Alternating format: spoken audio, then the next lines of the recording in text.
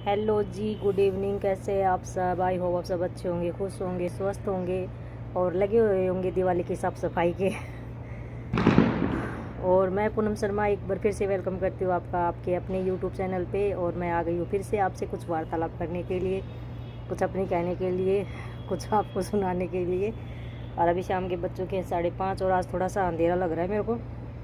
आज मैं थोड़ी लेट हो गई क्योंकि चक्की वाले बाबा आ गए थे और मेरे को मतलब आटा पिसवाना था, मतलब गेहूँ पिसवाने थे। आटा थोड़ा सा पड़ा था और दिवाली सर पे आ रही थी तो वो आ गए अचानक से। तो जो काम करना था वो करना ही था, तो मैंने गेहूँ निकाले फटाफट से, उनको साफ़ भी नहीं किया और चक्की वाले से ही साफ़ करवाया। और अभी वो गया ही है और मैं आटा रख के आई हूँ अंदर। और थोड़ा सा आज हमारी जो देवरानी है उसके बेटे का जो था आज बर्थडे था, तो थोड़ा सा उसमें केक कटिंग वगैरह करने लग गए। और आज मेरे भतीजे का भी बर्थडे है। बोल तो रहा था भाई, लेकिन शायद मनाएगा नहीं, उसको वैसे ही कुछ ला के दे देगा, वो खा लेगा। अभी बच्चा ही है, 4 साल का हुआ है मेरा छोटा वाला भतीजा। मेरे 4 भतीजे हैं और मेरे भतीजी है नहीं।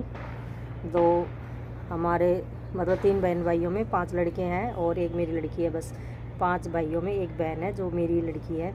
मेरे भतीजी नहीं हुई क्योंकि मेरे बहुत ज़्यादा मन में थी मेरे भतीजी हो, क्योंकि मेरे को ना लड़कियां बहुत ज़्यादा पसंद है। और मैं चाहती थी कि मेरे कोई भी एक भाई की एक लड़की हो जाए, लेकिन भगवान ने नहीं सुनी, मेरे भतीजी हुई नहीं। और पहले जब भाई की शादी हुई तो उस टाइम पहला लड़का हुआ तो एक अलग ही खुशी थी। तो चलो एक लड़का हो गया, घर में खूब अच्छी रौनक लग गई थी, घर में लड़का हो गया। और लेकिन जब भाभी बड़ी वाली भाभी फिर से प्रेग्नेंट हुई तो उसके दोबारा फिर से लड़का हो गया। तो मन में एक जिज्ञासा तो थी कि लड़की हो जाए, लेकिन मैं चाहती थी लड़की हो, लेकिन फैमिली में शायद और कोई नहीं चाहता होगा लड़की हो। फिर 7-8 साल बाद छोटे वाले भाई की शादी हुई तो उसके बेबी हुआ तो उसके भी लड़का हो गया।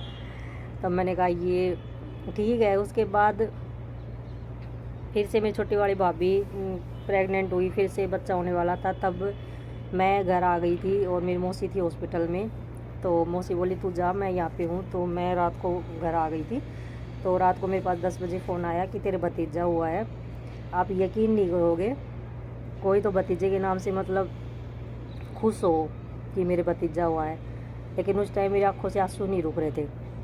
मैं बहुत ज़्यादा रो रही थी, बहुत ज़्यादा रो रही थी। और मतलब मैंने मेरी मौसी को यहाँ तक भी बोल दिया कि आप बदल के ले आओ बच्चा, मतलब मेरे को नहीं चाहिए, मेरे को लड़की चाहिए। आप किसी को लड़का नहीं है तो आप उसको लड़का दे दो और लड़की ले आओ किसी की। लेकिन मेरी मौसी बोली ऐसा नहीं होता है। तो वो उस टाइम मेरे को बहुत ऐसा ही है कि तो मेरे मन में थी, लेकिन भगवान ने मेरे को लड़की दे दी, तो उस हिसाब से मैं बहुत ज़्यादा खुश हूँ। कहीं ना कहीं मुझे ये लगता था कि मेरे भी लड़की ना हो, लड़के हो जाते तो मैं कैसे रह पाती, क्योंकि मेरे को लड़की बिना कुछ, लड़की जब तक घर में नहीं होती तब तक घर में कोई शान शौकत नहीं होती है। लड़कियों के बिना सब कुछ अधूरा अधूरा लगता है। तीज त्यौहार लड़कियों से ही होते हैं, वैसे कोई लड़कों से, लड़कियों से जितनी रौनक होती है घर में बहुत ज़्यादा, वैसे दुखी होते हैं लोग लड़की होने से, लेकिन घर में रौनक की लड़कियों से ही होती है, लड़कों से नहीं होती है इतनी जितनी लड़कियों से होती है। अगर हम तीज त्यौहार जो भी मनाते हैं, अगर काम में माँ का हाथ बटाना होता है या दुख दर्द बांटना होता है, तो बेटी बहुत ज़्यादा मायने रखती है इस चीज़ के लिए, मेरा मानना है। क्योंकि मैंने देखा है बहुत से लोगों को मैंने ऐसे देखा है।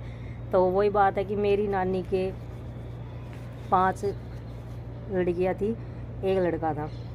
और जो मेरी नानी की सिस्टर थी, 3 सिस्टर थी गांव में, तीनों की शादी 3 भाइयों की हुई थी।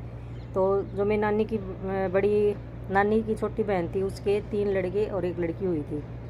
तो वो, और मेरी जो तीसरी नानी की बहन थी उसके 2 लड़कियां थी।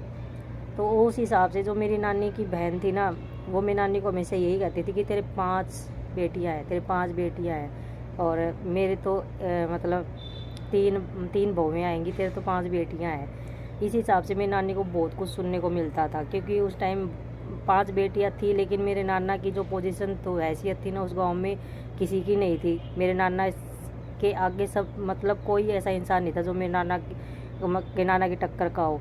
मेरी नानी की भले ही 5 बेटियां हो, लेकिन मेरी नानी के घर में दूध दही घी की मतलब ऐसी नदियाँ सी बहती थी। कभी किसी को आज तक मरने को मर गई, लेकिन कभी किसी को ऐसे बोला नहीं उसने कि मेरे पास ये चीज़ नहीं है। आधी रात को भी अगर कोई बंदा आए ना, वो कभी खाली नहीं गया मेरी नानी के घर से। उसने हमेशा हमेशा हर किसी की मदद करने की कोशिश की है। और उस हिसाब से और एक एक करके मेरी नानी की हर एक बेटी विदा होती चली गई और एक बेटा बच गया बस। और उस हिसाब से बोलते हैं कि लड़कियां कितनी भी हो घर में, वो चली ही जाती हैं। लेकिन आज वो नानी और मेरी नानी के घर में बहुत ज़्यादा फ़र्क हो गया था। उस घर में आज इतनी सारी बेटियां हैं उन 3 बेटों के कि कुछ कोई कह ही नहीं सकता। 3 बेटों के इतनी लड़कियां हुई हैं कि उस घर में अब उस नानी को कोई ये बताए कि अब वो बेटियां उसको बुरी लगती हैं क्या, उसकी जो पोती हो रखी है वो बुरी लगती हैं क्या, नहीं लगती ना। और वो मतलब इतना नहीं होता है। ठीक है, उसके 3 बेटे थे, मेरी नानी की 5 बेटियां थी। तो आज वो 5 बेटियां अपनी गृहस्थी में बहुत ज़्यादा खुश हैं, अपनी अपनी लाइफ बसा के बैठी हैं। और उन बेटियों के ऐसा नहीं है कि उन बेटियों की बेटी ज़्यादा है, नहीं, 2 लड़के, एक लड़की, हर एक बहन के है। और भाई के भी ऐसा ही है, भाई के 2 लड़की और 2 लड़के हैं। और बड़ी वाली मौसी के 2 लड़की और 2 लड़के हैं। और बाकी 4 जो थे बच्चे उनके 2 लड़के और एक लड़की थी।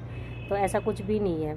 तो आज का मेरा व्लॉग बस यही था। मैं आपसे कल फिर मिलूँगी नए व्लॉग के साथ। तब तक के लिए आप मुझे सपोर्ट कीजिए और मेरे व्लॉग देखिए एंड एंजॉय कीजिए and take care and bye.